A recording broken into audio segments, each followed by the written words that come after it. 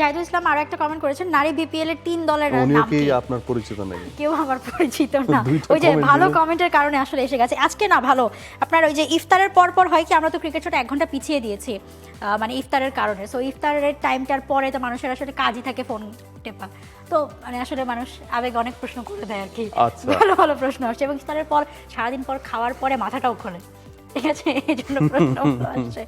আচ্ছা, নারী বিপিএল এর 3 দলের নাম কি? নারী বিপিএল নিয়ে আসলে বলার তো অনেক কিছু আছে মাহফুজ। ফাইনালি একটা নারী বিপিএল হচ্ছে, আমরা দেখেছি এর আগেও কথা হয়েছিল যে নারীদের একটা বিপিএল টুর্নামেন্ট করা হবে, আওয়াজ উঠেছিল 3 দল নিয়ে হবে, এরকম আওয়াজ উঠেছিল, কিন্তু এরপর আর হয়নি। তারপর আবার এবার দেখেছি আমরা যে মেন্স বিপিএল যখন হলো অকশনের সময় পিসিবি সভাপতি তখন বলেছিলেন যে এবার আসলেই সিরিয়াসলি প্ল্যান আছে বিপিএল করার। ফাইনালি আসলে WBPL নারী বিপিএল হতে যাচ্ছে এবং 3টা দল নিয়ে হবে। আমরা জানি যে এপ্রিলের সময়টাতে 3 থেকে 15 এরকম একটা তারিখে আসলে বিপিএল হতে যাচ্ছে এবং 3টা দল নিয়ে হবে। Which is the world-class cable brand? Walton Cables, নিরাপদ আগামী সংযোগ। অলরেডি আসলে আইকন প্লেয়ারটার অনেক কিছু আসলে সেট হয়ে গেছে, ফ্র্যাঞ্চাইজিগুলোও সেট হয়ে যাবে। আইকন প্লেয়ারদের নামটা একটু বলে দেন। আইকন প্লেয়ার আসলে ফার্স্ট যে ক্যাটাগরি আসলে গোল্ডেন ক্যাটাগরি বলা যায়, এটা আইকন প্লেয়ারের ক্যাটাগরিতে 3 জন থাকছেন। সেখানে আসলে নিগার সুলতানা জ্যোতি, আমরা জানি জ্যোতির নামটা আসলে থাকতেই হবে, এবং সেই সাথে নাহিদা আক্তার এবং সোভানা মোস্তারি, এই 3 জন প্লেয়ার আসলে আইকন প্লেয়ার হিসেবে থাকছেন। এবং সেখানে এই 3 জনই থাকবেন যাদের ধরা হয়েছে 10 লাখ টাকা করে আসলে এই প্লেয়ারের ক্যাটাগরির প্লেয়ারদের আসলে মূল্য। এবং এরপরে যে এ ক্যাটাগরি থাকবে সেখানে 6 জন প্লেয়ার থাকবেন 7 লাখ করে, বি ক্যাটাগরিতে 12 জন থাকবেন 5 লাখ টাকা করে পাবেন যারা, এবং সি ক্যাটাগরিতে 20 জন ক্রিকেটার থাকবেন তারা পাবেন 3 লাখ করে। এবং এরপর যারা আনসোল্ড থাকবেন এই ক্যাটাগরিগুলোতে তারা চলে যাবেন ডি ক্যাটাগরিতে, সেখান থেকে ডি ক্যাটাগরিতে 1.5 লাখ টাকা করে আসলে তাদেরকে তখন সেখান থেকে তোলা হবে। ড্রাফটের আপাতত এই সিস্টেম। এছাড়া বিদেশি প্লেয়ারদেরও রয়েছে 3টা ক্যাটাগরি থাকবে এবিসি। ফার্স্ট ক্যাটাগরিতে 8,000 ইউএসডি, বি ক্যাটাগরিতে 6,000 ইউএসডি এবং সেই সাথে সি ক্যাটাগরিতে 3,000 ইউএসডি করে তাদের আসলে ভিত্তিমূল্য ধরা হয়েছে। এবং প্রত্যেক টিমে 2 জন করে বিদেশি প্লেয়ার খেলানো যাবে, 4 জন করে স্কোয়াডে থাকবে, 2 জন করে খেলানো যাবে। এটা খুব ভালো, অনেক আলোচনা হয়েছিল যে 4টা টিম রাখার ব্যাপারেও কিন্তু কথা হয়েছে। সেখানে 3টার কথা এখনো পর্যন্ত কিন্তু মোটামুটি ফিক্সড আছে। সো নেক্সট মান্থের ফার্স্ট উইকেই হচ্ছে ড্রাফটটা অনুষ্ঠিত হবে। সেখান 14 মার্চ থেকে এরকম সময় হতে পারে। এরকম দিকে মানে ফার্স্টের দিকে ড্রাফট হয়ে যাবে, সম্ভবত পাকিস্তান সিরিজের আগে এই টাইমটাতে ড্রাফটটা হওয়ার কথা।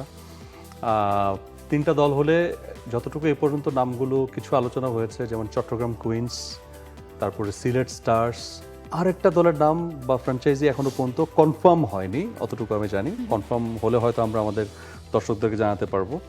সো সেখানে চট্টগ্রাম কুইন্স, সিলেট স্টার্স আর আরেকটা দল বাকি। সো এখানে 3 জন আইকনের নাম আপনি অলরেডি বলে দিয়েছেন। 4টা দল করা আমার কাছে মনে হয় বাংলাদেশের প্রেক্ষাপটে একটু টাফ, কারণ অ্যাভেলেবল প্লেয়ার আপনার হাতে যতটুকু আছে 3, 15, 45 জন নারী ক্রিকেটারকে একসাথে করা, আর যদি 4টা দল নেন 4, 15, 60 একটু টাফ। সো আমার কাছে মনে হয় 3টা দিয়ে স্টার্ট হোক, এবং ফরেন রিক্রুট যে 4 জনকে রাখার একটা ব্যাপার আছে স্কোয়াডে এবং 2 জনকে 11-এ, এটা আমার কাছে খুবই ভালো লেগেছে। সো নারী বিপিএলটা মাঠে গড়াবে প্রথমবারের মতো, সেখানে বাইরে থেকে প্লেয়াররাও আসবে খেলতে। এটা আমার কাছে মনে হয় খুবই চমকপ্রদ একটা ব্যাপার হবে, স্পেশালি বাংলাদেশের মেয়েদের জন্য। ড্রেসিং রুম শেয়ার করা, বাইরে যারা আছেন তাদের সেই প্লেয়ারদের সঙ্গে, এবং যদি ভালো কোচ পায় তাহলে সেই ভালো কোচদের সঙ্গে একটা আন্ডারস্ট্যান্ডিং। সো এটা একটা অন্যরকম ফ্লেভার অবশ্যই দিবে। প্রথমবারের মতো হবে, এক্সাইটমেন্ট আছে অনেক, এবং নারী প্লেয়াররাও কিন্তু উচ্ছ্বসিত। একদম, তারা তো অনেক দিন ধরে আসলে চাইছে এরকম একটা ফ্র্যাঞ্চাইজি টুর্নামেন্ট, এবং বিশ্বকাপের আগেই, এবছরই তো বিশ্বকাপ, অলরেডি বিশ্বকাপের স্কেজুলও তো আমরা একদিন আগে পেয়েছি। এই বছরের মাঝামাঝি জুন থেকে শুরু হয়ে যাবে নারী T20 বিশ্বকাপ। তার আগে, কারণ আমরা দেখেছি যে গত বছর ওয়ানডে বিশ্বকাপের আগে বাংলাদেশের বাছাই থেকে বিশ্বকাপে বড় একটা গ্যাপ ছিল, কোনো ম্যাচ খেলার সুযোগ পায়নি।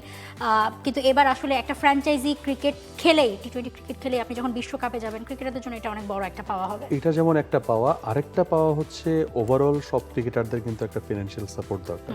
হাতে গোনা 5-7 জন ক্রিকেটার আছেন যা আপনি যাদেরকে সলভেন্ট বলতে পারেন, বা সেটা হয়তোবা 10-20 সংখ্যাটা 10 জনে নিতে পারবেন।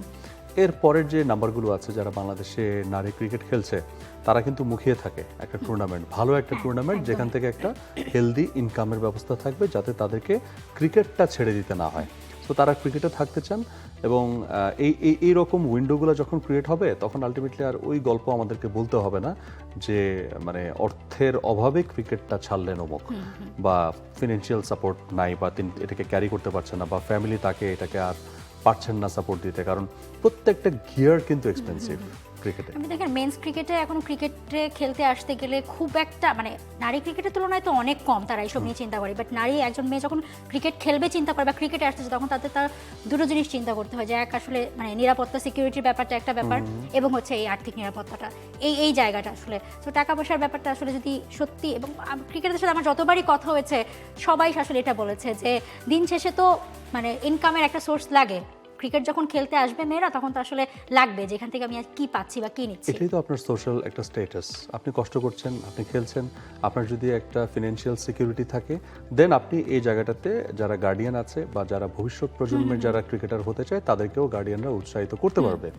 এই ছাড়া তো আসলে যদি খালি দেখে যে এখানে আসলে খালি কষ্ট আছে, অভাব আছে, এখানে বঞ্চিত হতে হয়, এখানে খালি ফ্যামিলি থেকে সাপোর্ট দিতে হয়, ফ্যামিলিরা সেই উৎসাহটা হারিয়ে ফেলবেন।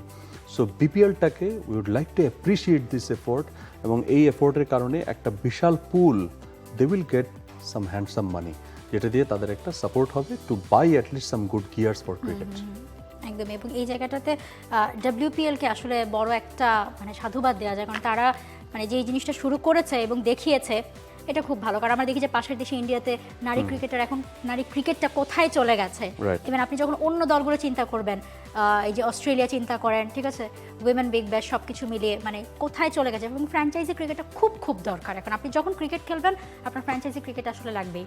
সো দারুণ আসলে খবর এটা যে নারী বিপিএল এবং ঢাকা এবং চট্টগ্রাম দুটো ভেন্যুতে হবে এপ্রিলেই। হোপফুলি খুব ভালো একটা টুর্নামেন্টে আমরা দেখতে পাবো, এবং সেই নারী বিপিএল মাঠ থেকে কভার করবে কিন্তু আমাদের মৌ, তার কন্টেন্টগুলো অবশ্যই আপনারা দেখবেন। ইনশাআল্লাহ, প্লেয়ারদের সাথে ইন্টারঅ্যাকশন থেকে শুরু করে অনেক নিউজ উঠিয়ে আনবে আপনাদের জন্য। For more updates, subscribe to our YouTube channel and click on the bell icon. Follow us on Facebook and Instagram. Download T-Sports app to enjoy exciting games and highlights. Visit tsports.com.